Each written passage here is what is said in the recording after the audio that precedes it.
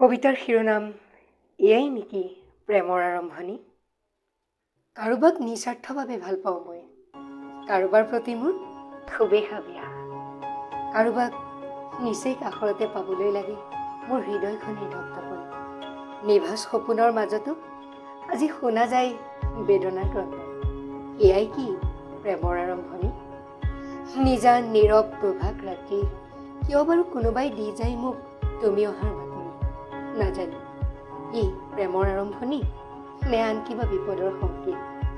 প্ৰচণ্ড ধুমুহাক নেওচি আকৌ আজি খোজ দিছো এক নৱযাত্ৰা।